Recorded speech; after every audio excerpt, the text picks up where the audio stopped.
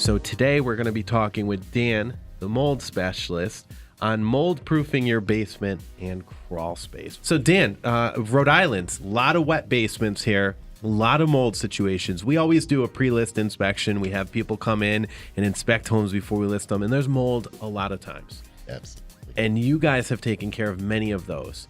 What can somebody do if they're buying a home, or they're getting ready to sell a home, or they're just looking to stay in a home to mold proof a basement? Every basement in Rhode Island needs a dehumidifier. Absolutely. People don't realize that the concrete basement is actually porous. It's not something solid. Mm-hmm. Humidity wicks right through there, and that's one of the big things that mold needs to grow.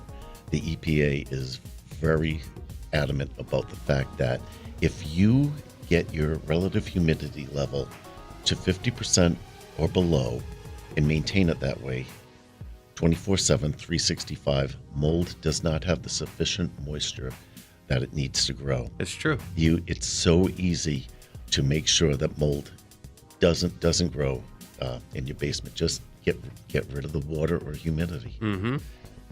That's easy. And we install several types of dehumidifiers dependent upon the size or how close you are to the water.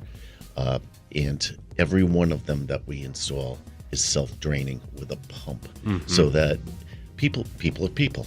You get your dehumidifier, and it's something that you do it every day for 3 weeks, 4 weeks, and then it becomes another thing that is a pain that you have to deal with. Yeah.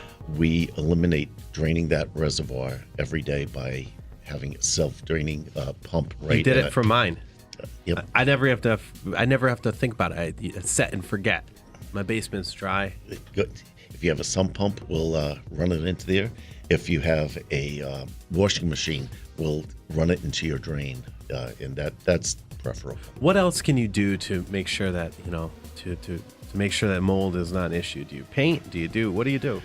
Paint is really a cover-up, and it's like a red flag for a home inspector. So if you're sealing a basement, that's a red no, flag? actually, well, if you're sealing it, we also. I said paint. I'm sorry.